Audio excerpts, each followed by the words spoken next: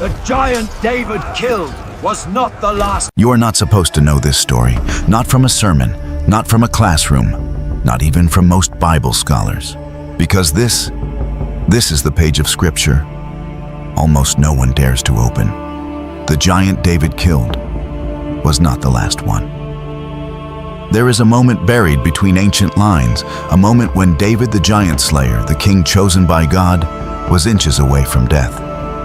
Struck down not by an army, but by Goliath's own brother, a towering warrior nearly 3 meters tall, carrying weapons so heavy that even seasoned soldiers would struggle to lift them. The attack was not random. It was not personal vengeance. It was the echo of something older, something darker, stretching back to the age of the Nephilim. A shadow that refused to die. Some ancient writings speak of the Rephaim, the survivors of the old world, beings of mixed lineage, stronger than men and far more intelligent.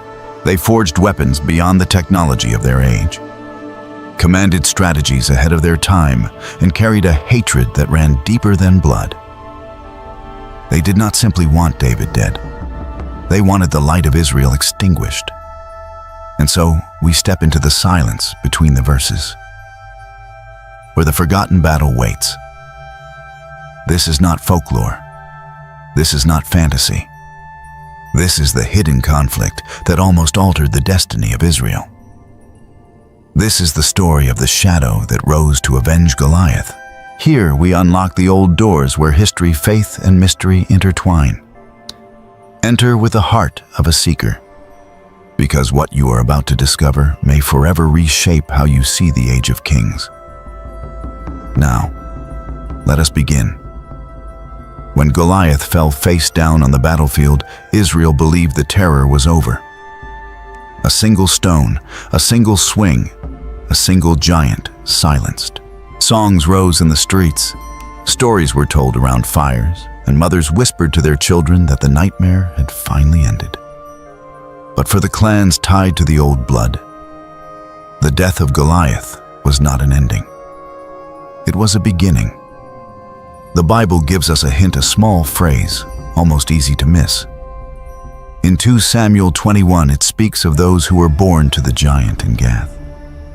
Not one giant, a line, a house, a bloodline, which means Goliath was not a lonely monster on a hill. He was part of a surviving remnant. Here the story deepens into the ancient world of the Philistines and the peoples around them. In many Near Eastern cultures, when a champion of sacred lineage fell, his brothers did not simply grieve.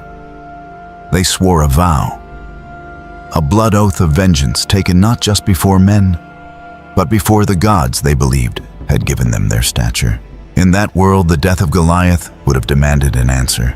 Wave after wave of old traditions suggest that when a half-divine warrior died, the duty of revenge passed to his kin. So when David walked away from the valley of Elah with a giant severed head somewhere in Gath, other giants were already preparing their hearts for war. Gath itself was not just a random Philistine city. It was a frontier fortress, a border stronghold facing Israel. Archaeology paints a picture of massive fortifications, heavy weapons, and a culture familiar with iron long before others mastered it. Iron-tipped spears, broadswords, and mail armor.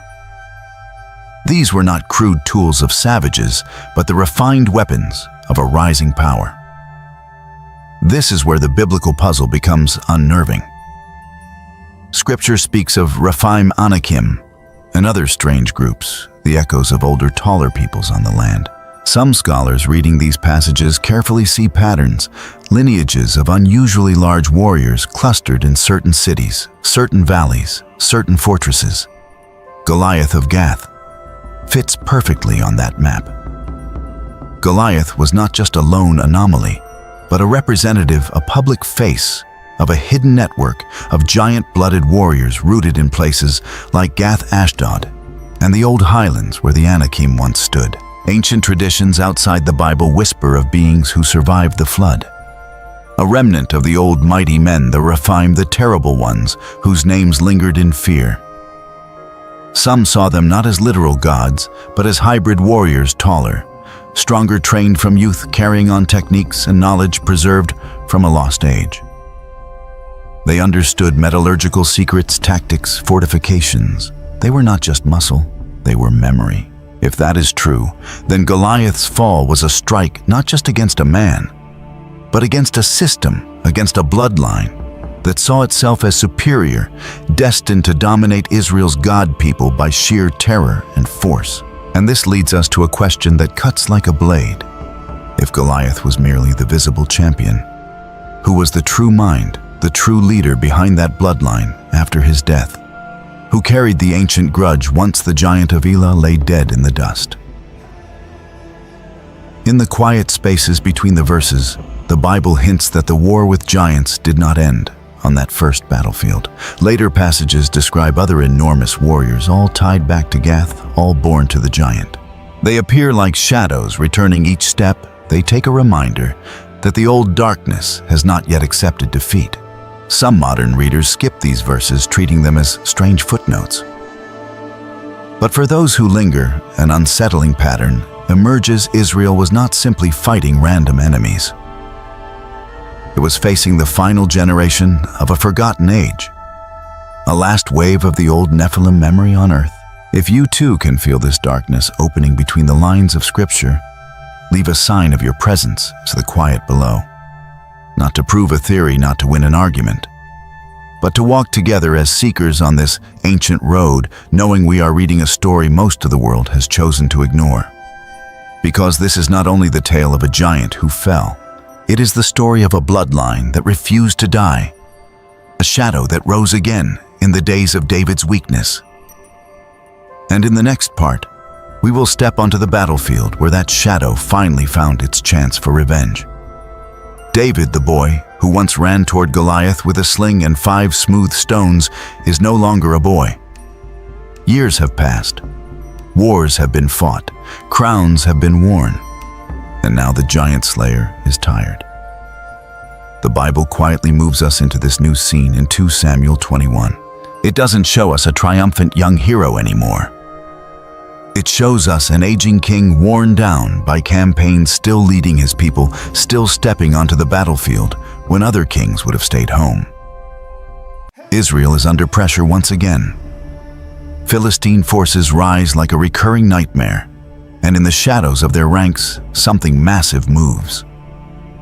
This is where he appears, Ishbi-Benob. The text calls him one of the descendants of the giant, the same blood, the same house, the same line from Gath. Some see him as Goliath's brother, others as a close kinsman. But one thing is clear, he is not simply another soldier. He is a vessel of vengeance. His spearhead alone weighs hundreds of shekels of bronze, far heavier than the regular weaponry of the time. He carries a new sword, freshly forged, a hint of superior metallurgy ironwork ahead of its age. To the people of that era, such a weapon was not merely sharp. It was shocking. It was a symbol that the Philistines still had access to the best metal, the best smiths, the best war technology, and, in his heart, a mission to kill the man who shamed his bloodline. The battle unfolds, and David is there in the thick of it, as always. But the text says something haunting. David grew faint. The giant slayer is slowing down. The man whose faith once made him fearless now feels the weight of years pressing on his chest, slowing his steps, blurring his vision. That is when Ishbi-Benob sees him, not as a king, not as a legend, but as prey. Here the tension tightens. We are no longer in the sunny valley of Elah with a young shepherd boy and a clear sky. We are in a harsher, heavier time, with an exhausted king and a silent, advanced killer closing in. Ishbi-Benob moves toward David like a storm. One-on-one, giant against man, the lamp of Israel staggering on the field. David falters. He cannot outrun him this time. He cannot fight as he once did. The moment the Bible records is terrifyingly simple. The giant thought he could kill David. Steel glints. A heavy spear lifts. For the first time, it looks as though the story of Israel's anointed king might end under the shadow of a Philistine giant's weapon. But the story does not end there. Abishai, son of Zeruiah, David's nephew, a ruthless and loyal warrior, sees what is happening. In a flash, he closes the distance. The text tells us he came to David's aid, struck the Philistine, and killed him. In a few seconds, that history almost lost the revenge of Goliath's house is cut down not by David, but by one of his mighty men. The shock is not only that David nearly died. The shock is that for the first time, the giant does not fall to the hand of the king, but to the next generation raised under his faith and leadership. After this, the men of David make a solemn decision. They tell him, "You shall not go out with us to battle anymore, so that you do not extinguish the lamp of Israel." They are not just protecting a person. They are protecting a symbol, a calling, a covenant. If this story makes you feel how fragile the light can be amid crushing darkness, share your heart in the quiet spaces below. The words of a seeking community help keep that light burning long after the battle smoke fades. Because what happened on that field with Ishbi-Benob was not just the rescue of an old king. It was the turning of an age. And in the next part, we will see how the fall of these last giants closed the door on an ancient shadow once and for all. After the fall of Ishbi-Benob, the story does not slow down. It intensifies. Because Scripture records something extraordinary. 3 more giants rise in rapid succession, all of them tied back to the same lineage. All of them descendants of the giant in Gath. And one by one, they fall not to David, but to the warriors shaped by his leadership, his courage, and his faith. This is not coincidence. This is not a series of random skirmishes scattered across the countryside. The Bible lays out 4 consecutive battles, each tied to the same ancient bloodline, each striking in the same era, each ending with the same result, the extinguishing of a people whose origins reached back to the age before the flood. For centuries, scholars read these passages as isolated events. But when placed side by side, the picture becomes far sharper, far heavier. Israel was not fighting individuals. Israel was eliminating the final remnants of a forgotten world. This was not simply warfare. It was a theological turning point, a fulfillment of a promise older than David, older than Joshua, even older than Moses. A promise spoken in Deuteronomy and echoed through Judges and Samuel, that the Lord would drive out the Rephaim and Anakim from the land promised to his people. Goliath and his brothers were not random anomalies.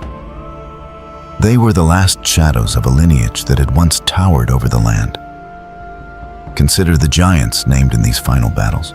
Saph struck down by Sibbecai, another giant killed by Elhanan son of Jair, and then the most unsettling of them all, the warrior with 6 fingers on each hand and 6 toes on each foot, a physical trait tied to ancient traditions of giant clans from the lands east of the Jordan. He taunted Israel, until Jonathan son of Shimea put an end to his challenge forever. Each battle reads like a quiet echo of the valley of Elah. But this time, David does not swing the stone. This time, the mantle passes. The next generation rises. The men who learned courage under David's leadership fight the battles that bring closure to an age David began confronting as a shepherd boy. If these final 4 battles had not been fought, the memory of giants in Israel's history would remain incomplete. We would know only the story of Goliath. We would assume he was alone. But the Bible reveals that the world David stepped into was still haunted by old blood, old wars, old legends carried forward in the strength of towering warriors who believed Israel's God could be crushed. Goliath was not a myth. His brothers were not embellishments. They were the final witnesses of a prehistoric past, a time when the mighty ones of old still walked the earth. And the reason that age ended is not because Israel was stronger, it was because the God of Israel kept his promise. When the dust settled and the giants lay dead, something monumental shifted. A door quietly closed in human history. The era of hybrid giants, of Rephaim warriors, of Anakim fortresses came to its end. And David's legacy took on an even deeper meaning, not just as a king, not just as a poet, but as the man whose life stood at the hinge between two worlds, the world of the ancient giants and the world that would be shaped by Israel's covenant destiny. Most people today never hear about these battles. They remain buried in obscure verses overshadowed by larger stories. But without them, we would never understand why the Bible speaks so confidently about the end of the Rephaim. Without them, we would never see how God uses one generation to finish what another begins. And now the giants have fallen. The shadows have thinned. But what remains is the question of their legacy. Because to understand why their story truly matters, we must now step into the truth behind their origins, their bloodline, and the hidden war that shaped Israel's destiny. What ended on those battlefields was more than a threat. It was the closing chapter of an ancient world. We have walked through a hidden chapter of Scripture, one of vengeance, fading strength, and the final clash between Israel and the last heirs of the ancient giants. And yet, beneath every battle and every shadow, one truth remained unbroken. It was faith, not force, that safeguarded Israel's destiny. As this story closes, let its echoes continue in your own reflections. If today's journey stirred something in you, share your thoughts below. Like, share, and subscribe if you wish to keep exploring the mysteries buried beneath the sacred pages, and stay with us for the next revelation. For in every generation, the light endures only when there are those willing to guard it.